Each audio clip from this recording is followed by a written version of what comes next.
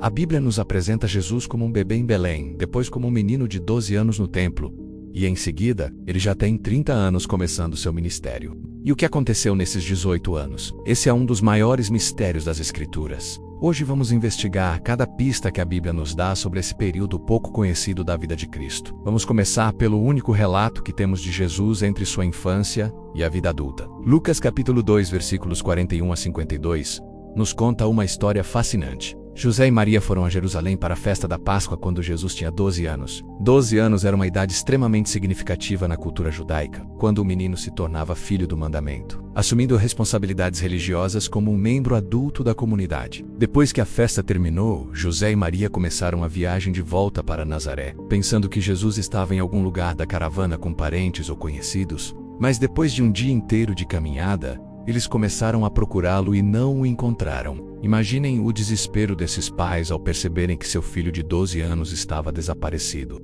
Eles voltaram para Jerusalém e passaram 3 dias procurando por Jesus. E onde finalmente encontraram ele? No templo, sentado no meio dos mestres da lei, ouvindo e fazendo perguntas. Lucas nos diz que todos os que o ouviam ficavam maravilhados com sua inteligência e suas respostas. Quando Maria expressou sua preocupação, Jesus respondeu com uma das declarações mais profundas de toda a infância. Por que vocês estavam me procurando? Não sabiam que eu devia estar na casa de meu pai? Esta é a primeira vez nos evangelhos que Jesus revela a consciência de sua identidade única como Filho de Deus. E então chegamos ao versículo 51, absolutamente crucial para entendermos os anos silenciosos. Então ele desceu com eles para Nazaré e era-lhes obediente. O Filho de Deus, que acabara de impressionar os maiores estudiosos da lei em Jerusalém, voltou para casa e submeteu-se à autoridade de seus pais terrenos. Durante os próximos 18 anos aproximadamente, Jesus viveu uma vida de obediência em Nazaré. O versículo 52 resume esses anos. E Jesus crescia em sabedoria, estatura e graça diante de Deus e dos homens. Jesus experimentou desenvolvimento humano genuíno. Ele crescia em sabedoria, em estatura física e em seus relacionamentos com Deus e com as pessoas. Agora, o que mais sabemos? Marcos capítulo 6, versículo 3 nos dá uma pista valiosa. Quando Jesus retornou a Nazaré durante seu ministério, as pessoas perguntaram: não é este o carpinteiro, filho de Maria? Jesus era conhecido como carpinteiro. A palavra grega tecton significa um artesão que trabalhava com madeira, pedra e construção. José era carpinteiro, como vemos em Mateus 13, versículo 55. Era costume que os filhos aprendessem o ofício dos pais. Jesus passou muitos desses anos trabalhando ao lado de José, fabricando ferramentas agrícolas móveis, talvez participando de projetos de construção. Ele trabalhava com suas mãos, suava sob o sol da Galileia, negociava com clientes. Pense na profundidade disso. O Criador do Universo, através de quem todas as coisas foram feitas conforme João capítulo 1, versículo 3, passou anos trabalhando com madeira e pedra. Isso nos ensina sobre o valor do trabalho honesto e da vida comum. Jesus ele não começou fazendo milagres desde criança. Ele viveu uma vida normal, ordinária, trabalhadora. A Bíblia revela que Jesus tinha irmãos e irmãs. Em Marcos 6, versículo 3, as pessoas mencionam Tiago, José, Judas e Simão como seus irmãos e também suas irmãs. Como o filho mais velho, especialmente após a provável morte de José, Jesus teria assumido responsabilidades significativas em sustentar a família. Ele conhecia o peso da responsabilidade familiar, o cuidado com irmãos mais novos e as preocupações financeiras. Nenhum evangelho registra José durante o ministério público de Jesus, embora Maria apareça várias vezes. Isso sugere que José faleceu durante esses anos silenciosos. Jesus provavelmente se tornou o principal provedor da família. Durante esses anos, Jesus participava regularmente da sinagoga. Lucas capítulo 4, versículo 16 diz que ele entrou na sinagoga conforme seu costume no sábado. Lá ele ouvia as escrituras, participava das orações, estudava a Torá e os profetas. Esse estudo profundo é evidente em seu ministério posterior, onde demonstrou conhecimento impressionante de toda a revelação do Antigo Testamento. Jesus observava todas as festas e práticas judaicas. Ele jejuava, orava, guardava o sábado, participava das celebrações. Como Paulo diz em Gálatas 4, versículo 4, ele nasceu de mulher, nasceu debaixo da lei. Sua vida em Nazaré foi de obediência completa à lei de Deus. Nazaré era uma pequena vila com apenas algumas centenas de habitantes nas colinas da Galileia, uma região menosprezada pelos judeus de Jerusalém. Quando Natanael ouviu que Jesus era de Nazaré, perguntou: de Nazaré pode sair algo bom? Em João capítulo 1, versículo 46. Jesus cresceu em um lugar humilde, conhecendo a vida simples de uma comunidade rural. Mas Nazaré ficava próxima de rotas comerciais importantes. Séforis, que estava sendo reconstruída, ficava a apenas 6 quilômetros. É possível que Jesus e José tenham trabalhado lá. Isso significaria exposição a diferentes culturas e línguas. Ele provavelmente falava aramaico, pode ter aprendido grego e certamente conhecia hebraico das Escrituras. Durante esses anos, Jesus observava a vida ao seu redor: agricultores semeando, pescadores lançando redes, mulheres amassando pão, pastores cuidando de ovelhas. Todas essas observações se tornariam as parábolas de seu ensino. Ele falava sobre coisas que tinha visto e vivido durante anos. Jesus também orava constantemente. Esse hábito profundo de comunhão com o Pai não começou aos 30 anos, foi cultivado durante anos.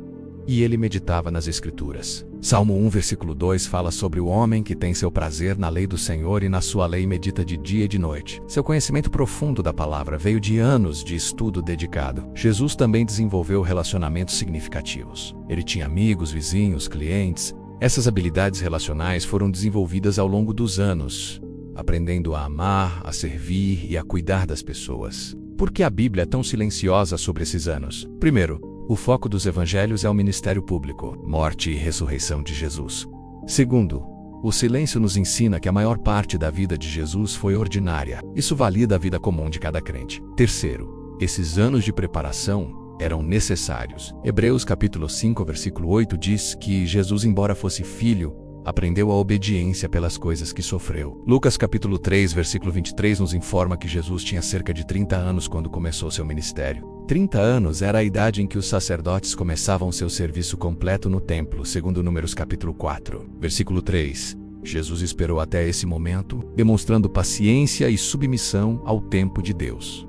Quando Jesus começou seu ministério, as pessoas de Nazaré ficaram chocadas. Em Marcos 6, versículos 2 e 3 perguntaram: de onde lhe vêm estas coisas? Eles o conheciam como carpinteiro e nunca tinham visto nada que indicasse que ele seria esse mestre extraordinário. Jesus viveu com tal humildade que as pessoas não perceberam sua verdadeira identidade. Filipenses 2, versículos 6 e 7 dizem que ele não considerou que o ser igual a Deus era algo a que devia apegar-se, mas esvaziou-se a si mesmo, vindo a ser servo, tornando-se semelhante aos homens. Essa atitude começou muito antes da cruz.